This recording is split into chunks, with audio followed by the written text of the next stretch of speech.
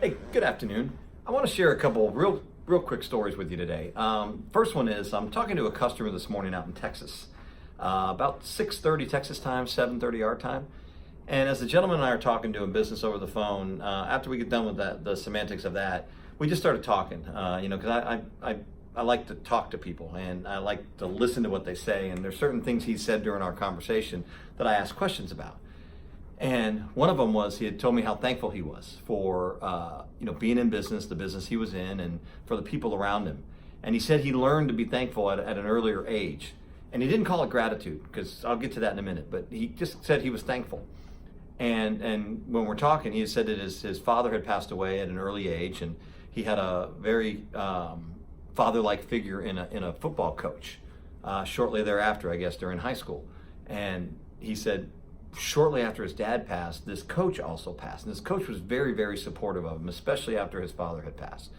So he said it kind of was in a bad place, and said he went home that night after that passing of the second gentleman, and he said he wrote down on a piece of paper, took out a piece of paper, a yellow pad, and he wrote down everybody in his life that had had a positive influence on him at that point, up to that point.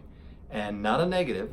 They didn't offer any negatives, but they had a positive influence. And I asked him, well, what do you mean by a positive influence? He said, well, like if I needed a trailer because they know I needed to tow something, they just offered it to me. If I needed tools to fix something, they brought it to me. If I needed food to eat, they brought it to me. It wasn't money. It wasn't people helping me out with money. It was just people being nice and respectful and helping me out in a situation where I was not in the best of situations. He said, so it made me very thankful. And he said, I made a list, and he goes, and I made a double column, so it was about 60 names on that list. And he said, and for the life of me, he goes, for the next better part of 20, 30 years, he goes, every time something happened to me that wasn't going right, or I felt like the world was ending, I would read that list of names of people that were genuine and just wanted to see me do better. And I thought, wow, that's a different way to look at it. I'm not sure how many people watching this have ever done something like that. I know I've never done that. I mean, I have a gratitude list, again, which we're going to get into, but I've never really listed all the people that in my life that had a positive impact on me. Not a negative, but a positive impact on me. And there's quite a few, and it's something I'm going to start to do on a regular basis. I think that was just a wonderful idea. So when he was done talking, I asked him if he had ever heard of a gratitude list, and he's like, no, never heard of it. So I was explaining to him that, one of the things I do nightly is write out different things that I'm grateful for that happened to me either through the day or that I'm looking forward to the next day or that are in my life at this time. Whether that's a significant other, my dog, my family, the fact I have eyes, and the grateful list can go on and on.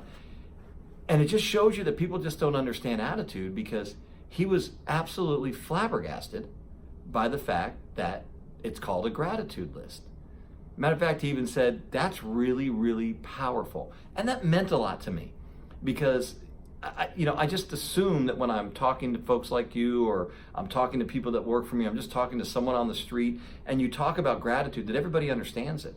And not everybody does understand it. He had a concept of it with the names, but when we got done talking, we were talking about writing down what he's grateful for in his business, writing down his employees, writing down what he's grateful for in his life, writing down what he's grateful for about his religion, his faith, his Christianity, whatever it might be. And it turned out to be a phenomenal conversation with a customer, but it was a real teaching one for me, that sometimes people just don't get it.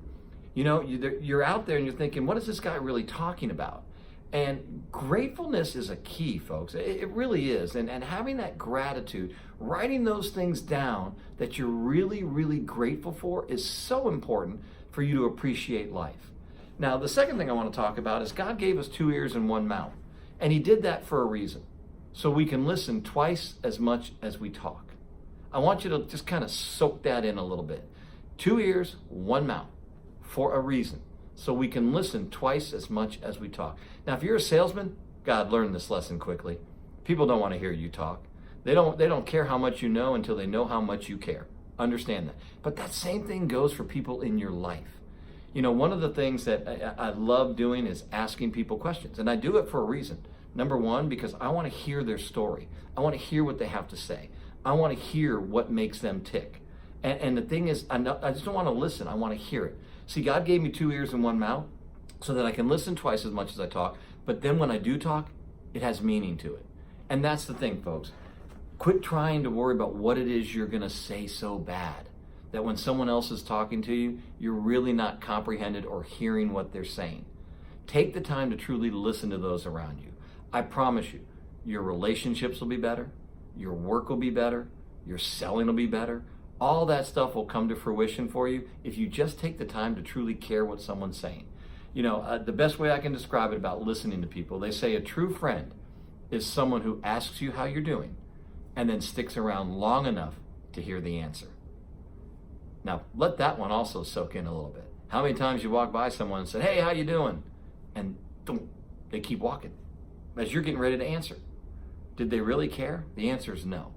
See, if you're going to ask someone a question, be considerate enough to hear what they have to say, process it, quit thinking about what you're going to say, take the time to respect what they're about to say, and then from that point, you can have a meaningful conversation because you're not just talking about you, you're talking about what means something to them.